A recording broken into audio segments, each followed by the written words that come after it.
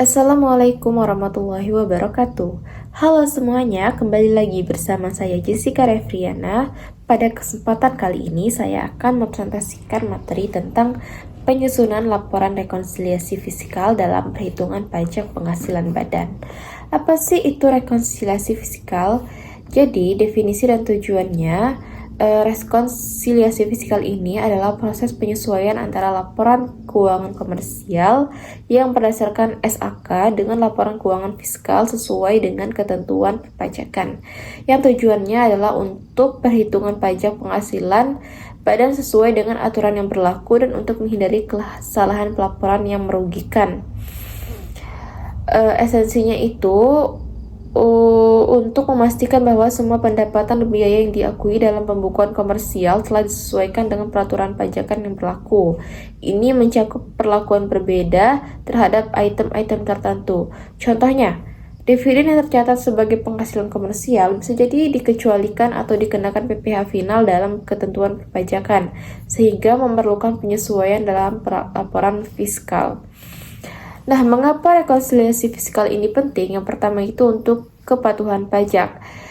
Ini untuk memastikan kesesuaian data antara laporan keuangan komersial dengan pelaporan pajak ke Direktorat Jenderal Pajak, menjaga perusahaan tetap patuh terhadap regulasi perpajakan. Yang kedua, untuk meminimalisir risiko, untuk mengurangi risiko kesalahan perhitungan pajak yang dapat menyebabkan sanksi, denda, atau kerugian finansial bagi perusahaan. Yang ketiga, untuk validasi internal, membantu perusahaan memeriksa ulang dan memvalidasi draft laporan keuangan sebelum diserahkan, menjamin akurasi dan keandalan data. Perbedaan laporan keuangan komersial dan fiskal pada beda tetap. Contohnya, definisinya dulu nih.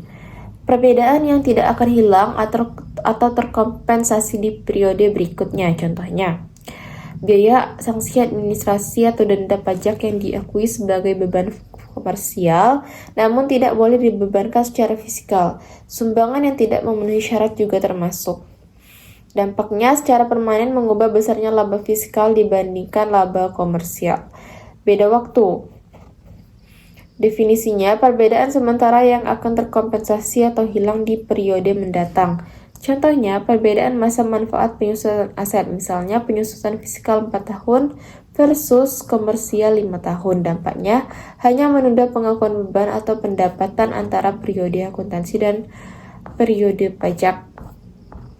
Jenis koreksi fiskal dalam rekonsiliasi ada dua, yaitu koreksi fiskal positif dan koreksi fiskal negatif. Pada koreksi fiskal positif itu menambah laba fiskal. Ini terjadi ketika ada biaya yang diakui dalam pembukuan komersial tetapi tidak diperbolehkan dikurangkan dalam perhitungan pajak, atau ada pendapatan yang diakui komersial dan juga harus diakui fiskal.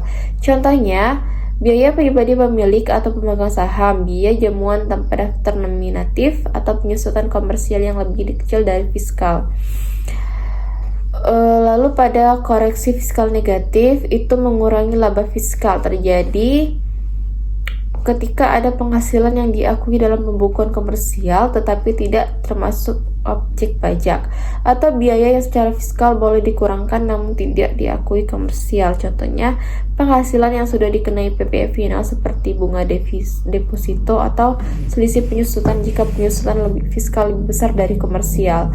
Koreksi-koreksi ini merupakan jembatan untuk mengubah laba komersial menjadi laba fiskal yang kemudian akan menjadi dasar perhitungan pajak penghasilan badan yang terutang. Tahapan dalam penyusunan laporan rekonsiliasi fiskal. Yang pertama, ambil data sebelum pajak dari laporan laba rugi komersial sebagai titik awal rekonsiliasi. Yang kedua, identifikasi data dan tambahan semua biaya yang tidak boleh dikurangkan atau pendapatan yang harus ditambahkan sesuai ketentuan fiskal. Yang ketiga, identifikasi koreksi negatif. Identifikasi dan kurangkan semua penghasilan yang bukan objek pajak atau biaya yang boleh dikurangkan secara fiskal namun tidak diakui komersial. Yang keempat, hitung penghasilan kena pajak dengan rumus laba komersial ditambah dengan koreksi positif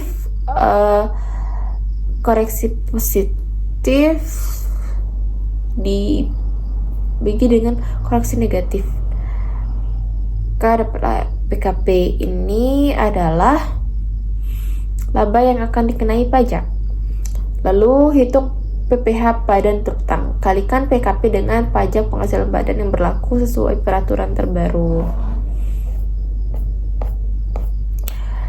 Lalu untuk dokumen dan pelaporannya itu ada bagian integral SPT tahunan.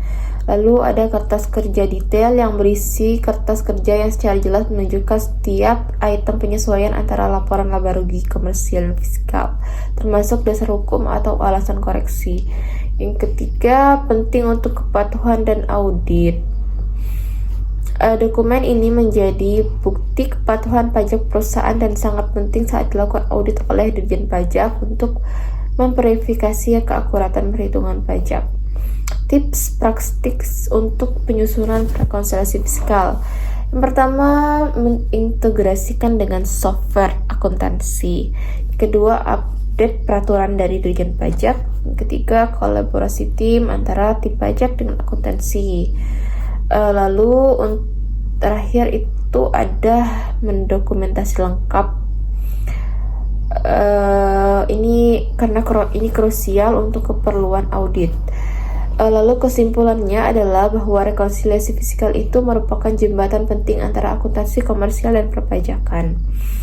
Lalu untuk akurasi dan kepatuhan, memastikan perhitungan PPh badan akurat dan sesuai aturan yang berlaku. Lalu hindari sanksi, membantu perusahaan menghindari denda dan sanksi pajak merugikan, dan sistem terorganisir. Dimulai dengan pemahaman yang tepat dan sistem yang terorganisir untuk hasil optimal. Nah, dengan memahami dan menerapkan rekonsiliasi fiskal secara cermat, perusahaan dapat mencapai kepatuhan pajak yang optimal dan menghindari potensi masalah di masa depan.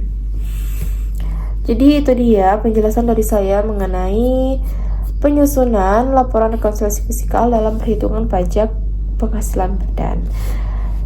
Mohon maaf apabila ada kesalahan kata dalam penyampaian saya. Akhir kata saya ucapkan terima kasih. Wassalamualaikum warahmatullahi wabarakatuh.